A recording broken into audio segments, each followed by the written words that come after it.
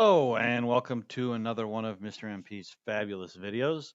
This one, which you'll want to take notes on in your notebook, we'll also have a writing prompt at one point, is called Burr, It's a Cold War. This is going to give you kind of a basic overview of the Cold War, which is what we're going to be looking at for the next few weeks.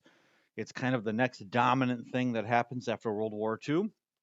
We talk about Cold War where we're kind of comparing it to a hot war, that a hot war is a war in which people are shooting guns and firing at each other and you've got an enemy, kind of like World War II, World War One, all the wars before this.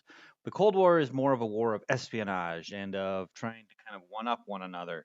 It's not a war that ever really involves the two sides that are really against each other firing directly at each other. They're fighting through intermediaries. All right, so the origins of this we're going to talk about a little bit. This is at the end of World War II in Europe. You see Russia pushing in from the east, and you see the United States, France, Great Britain, the Western democracies pushing in from the west. And so they take kind of these huge swaths of territory that they control. And that's important because these are going to kind of determine the boundaries of the Cold War. But first, we got to talk about what things were like for the two major superpowers after the war. You don't need to write all of this out, but I do think you want to take some notes here. One of the things I've noticed is you guys take a lot of very, copying it straight out. You guys don't have to do that. It takes more time. It isn't very good preparation for life. What you want to do is kind of take the important things. So try to work on this one. What are the important things to note between the Soviet Union and the US? What was different? So one of the things we look at here is the military lives lost. The Soviet Union lost huge parts of their population. They lost the most of anybody in the war. The United States lost relatively few, only about maybe 1/20th of the number. This also included a very small percentage of civilians. The United States had very few civilians killed at all, some at Pearl Harbor, some in kind of merchant sailing type vessels that were sunk by U-boats, but for the most part, few civilian lives were lost. Also, the United States was basically unscathed. Pearl Harbor got bombed, but that was quickly fixed. There were also two islands in Alaska that got taken over, but other than that, the United States basically came out stronger than ever with more industry. Whereas the Soviet Union was ravaged, its cities were burned, its population had entirely shifted from the east, from the west out to the east. The Soviet Union kept their big, huge army. The United States quickly got rid of it. The biggest thing would be the United States has nuclear weapons and the Soviet Union doesn't, but they're working on it. They've seen what happened at Hiroshima and Nagasaki. They realize this is the future and they've got to work on it. There's also kind of a difference in what they want. Kind of like at the end of World War One, we talked about how France wanted revenge and the United States wanted to have peace. In a similar way, the United States wants there to be democracy. They want countries to choose what they want to do. They want to remake economies and create kind of a global capitalism. Soviet Union's a communist country. What they want is a buffer. They've been invaded by Germany. They don't want this to happen again. They want to control parts of Europe and spread that kind of communist concepts. You've got these two ideologies clashing with each other. The Soviet Union is scared that the whole West is going to team up against the USSR and attack them. And in fact, Hitler and the Nazis at the end of World War II were trying to convince the Allies, you should join us to fight the Soviet Union. They're the real enemy. They're also worried they don't have that bomb, that the bomb is going to make everything bad.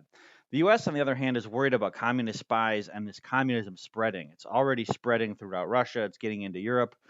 They also don't want the Soviet Union to get an atom bomb. They don't want to have another war. Their people are not as easily controlled. They're going to have a hard time fighting this war. So you've got two countries that are very, very different in what they're looking for.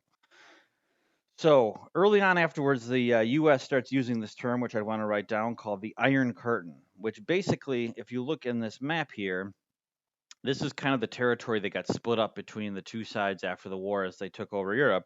And Stalin created kind of a barrier between East and West that the West called the Iron Curtain. Basically, you can see kind of this cartoon here. You've got this Russian guy up here yelling down capitalist pigs, and this Iron Curtain's basically saying Moscow controls all of this. You've got some people kind of squashed underneath, and then a couple of weak looking Western people saying, we had plans for a new world, but it's not going to happen. So the Soviets kind of restricted democracy. They didn't allow travel. Basically, you had things split in two. This was nowhere more apparent than in Germany. So Germany, they had kind of had a treaty during the war how they were going to split it up. So it kind of got divided into four sections, which is really two on one. These three are all the democracy ones, and then the Soviet Union controls this. The Soviet Union does have Berlin, which is the capital, and they had made a decree that they would split up Berlin as kind of the symbol of Germany. So within this yellow, there's this one city where the Western Allies also have some territory. So Berlin is split into two. That will come up as we get further into this. At the same time, the United States is worried because communism starts spreading. We talked about, they saw this exact map. This is when Japan was invading, that the Chinese communists and nationalists kind of teamed up together to fight the Japanese invaders. The Chinese communists were more guerrilla warfare, they hid in the mountains, and the Chinese nationalists were more of a normal kind of standing army. So they won the war, but at the end of the war, the Chinese communists kind of controlled this northern part, and the nationalists controlled the bottom. So the nationalists, again, are kind of like more typical capitalists aligned with the West, and the communists are more aligned with the Soviet Union. So they then quickly morphed into a civil war led by this guy, Mao Zedong. You can see he has kind of that same thing that we saw in Stalin, that we saw in Hitler, and these totalitarian things of the people supporting him, of him in kind of a military uniform. He's got kind of a cigar there to show he's a man of the people. So this war goes poorly for the nationalists. The communists start to take over, and they push them all off to Taiwan. Today, there's a lot of tension between Taiwan and China, and that's because China considers Taiwan to still be part of China, and this is the very little remnant of that nationalist movement, which continues to today. All right, so out of this, the United States gets another word I want to write down, which is called containment. This becomes their policy that they're going to contain the spread of communism. We can't let communism keep spreading from Russia to China. These are two of the biggest countries in the world. If it keeps going, it's going to take over everything. So you'll see this political cartoon that kind of shows it. This is supposed to be Stalin with his trademark handlebar mustache, and you can see he's trying to carve up France and carve up Manchuria, which is a part of China. So they're showing that Stalin is trying to take over the world. The United States kind of responds in an interesting way. This is a guy, George C. Marshall. He's kind of the brains behind World War II. He's the chairman of the Joint Chiefs of Staff, and he comes up with this plan saying that Europe will fall to the Russians if we let them take over. There's a lot of people who are not doing well for the war. France and Germany and Italy are all destroyed by all the shelling and the bombing. We need to make sure that we don't leave a void for the Soviet Union to step in. So what the U.S. did is they basically paid to redevelop Europe. They gave loans, and more accurately, they gave money to them, about $128 billion in today's money, to rebuild these countries. So you can see the countries that got it are all these countries in the West that the United States controlled. And then down in here, they're trying to make sure that the Soviet Union doesn't get to spread beyond the territory it conquered during the war. So this Marshall Plan is a key part of it. Another part of it is NATO. You hear NATO all the time. It still exists. It stands for North Atlantic Treaty Organization. Basically, it's a military alliance with 30 countries in Europe and North America that if anybody attacks one, they will all come back, and it's kind of a mutual defense treaty. In practice, the United States has all the military power in it. So it's basically the United States saying, hey, we will protect you. Don't go to the communists. Don't go to Russia because we've got your back. We will take over your military thing. And a lot of Europe's economic boom in the next 50 years is because they don't have to spend a lot of money on military because the United States has them covered. On the other hand, the Soviet Union sees this and they do their own. It's called the Warsaw Pact, which is basically a military alliance between the Soviet Union and I missed this, but it's all these little countries that they control here. So basically, Russia says the U.S. has this side's back, we've got your back. There's no reason for you to be looking at them. So you've kind of got these two sides that are forming these military alliances, and they're facing up against each other, which is kind of reminiscent of World War One. The only difference being, of course, people have bombs. This spreads all over the world too. You can see here, this is Africa and South America, both of which have kind of competing forces. So the communists hold more sway in some countries. Uh, People who are more, they call them conservative here, allies of the U.S., are in the other. So there's also these kind of guerrilla warfare happening, which the Soviet Union is maybe supporting this country, but the United States is supporting the guerrillas. So this conflict is kind of taking place all over the world, and people are having to choose a side. Some are staying out of it, but even there, you're kind of being pulled in one direction or the other. The concept kind of leads to another one of our big terms, which is brinkmanship.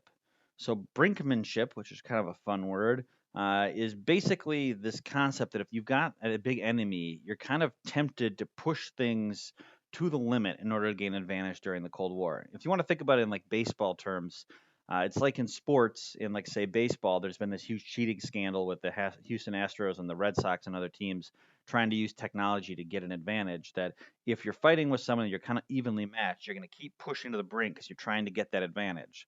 Now, the problem with this in world politics is that they have these big bombs. So here you have JFK, who's the US president, and this is Khrushchev, who was the Soviet leader after Stalin, arm wrestling on kind of a table around the world, and they've got these buttons where they can launch their nuclear missiles. So this brinkmanship is very scary during the Cold War. I want to play a little video for you here. We won't watch all of this, but I will post this up because I think this is one of the better videos I've seen. This Japanese guy took a video and he showed her every single nuclear explosion has been because they're often testing them. So you can kind of see the ways in which nuclear weapons have expanded over the years. So he's going to start in 1945. That's the month, July. That's when the United States first started testing nuclear weapons.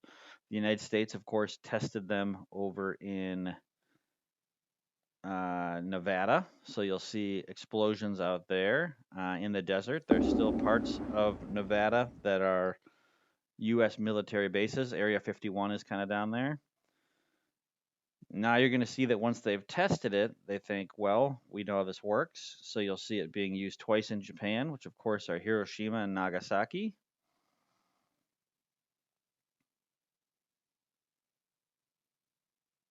This would be in August of 1945. So one's there. So here they're doing the dates. So up here you'll see a counter. That's how many nuclear tests the United States has done at this point, or how many nuclear explosions have been on them. So that's going to be their third here. So we're going to move forward just a little bit here because I don't want to show you forever. So there's a big long gap in here, and then the United States starts kind of testing them over time because they're trying to make the bomb better. They understand it's a weapon that they only have. So you can see they're testing them. They test them on little islands in the middle of the Pacific. So at this point, the United States has all of the nuclear capability, and it's a huge advantage. But there's a new country coming. So in 1949 and 1950, the Soviet Union starts testing nuclear weapons.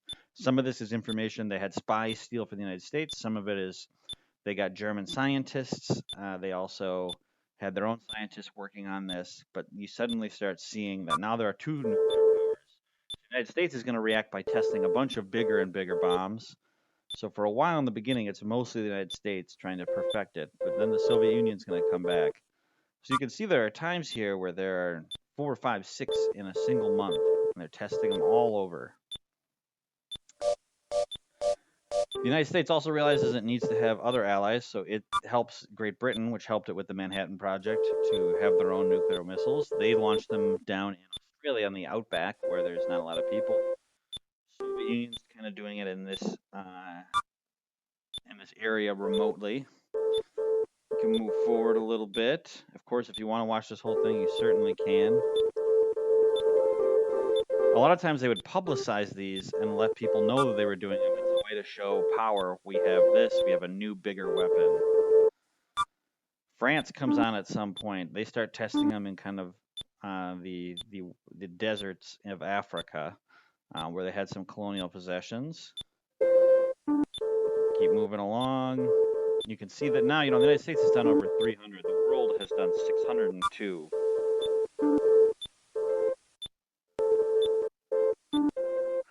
Now you can see China has jumped in. So the Soviet Union helped China figure out its own nuclear things, thinking that would help stop the United States. They're going to, of course, blow theirs off in their remote areas as well. So these are going to continue and continue. I'm going to move forward a good bit here. You've got other countries jumping in. India and Pakistan will jump in, having their own, which is, of course, scary because those two countries hate each other. So this kind of shows you that to date, there have been over 2,000 nuclear explosions that have taken place. Actually, though, that's just the United States. Give us a sec. So they're showing it here country by country when they did them. So the world all of a sudden has this new weapon which is taking over. Um, okay, one of them I want to highlight for you is this is the biggest one that was ever made. This is the Soviet Union blew this off. It's called the Tsar bomb. Uh, Basically, it's 1,570 times the explosion of Hiroshima and Nagasaki together. So it's basically like 3,000 atomic bombs. They blew this up in the Arctic Circle. They, of course, publicized it so everybody would know. People who were, if you were within 100 miles of where this was, you would have suffered third-degree burns, even if you're standing 100 miles away. It also was able to be seen for 620 miles. So if it blew up in the Minneapolis, you'd be able to see it in Kansas City, you'd see it in St. Louis, and you would almost see it in Denver, which you think about as 3, 4 states away. So this explosion is massive. These bombs they're creating can destroy the world time and time over. And it's not like they just have one. So here you can see a chart in which you see the United States and Russia's various nuclear stockpiles. Stockpile being how many they have saved up. So you can see at the bottom all the others barely have any, but you can see the United States has a huge advantage for a while, and then it kind of dips down and Russia builds more. At this point in time, the United States was building better ones, but Russia was building more. And then you can see over time as we've gotten past this Cold War, which ends right around here, people have gotten rid of them so that we still have a decent amount. I mean, there's still 10,000 uh, nuclear missiles in the world, but there are fewer. All right, so what I want you to do now is I want you to take a second. I want you to maybe write 5, 6 sentences. Let me know what you think of the Cold War, what you already knew. You could react to the nuclear missiles, what you think of that, how that changes the war. I just want you to write a little bit in your notebook. I will, of course, check that at our next notebook check. And you are done for the day.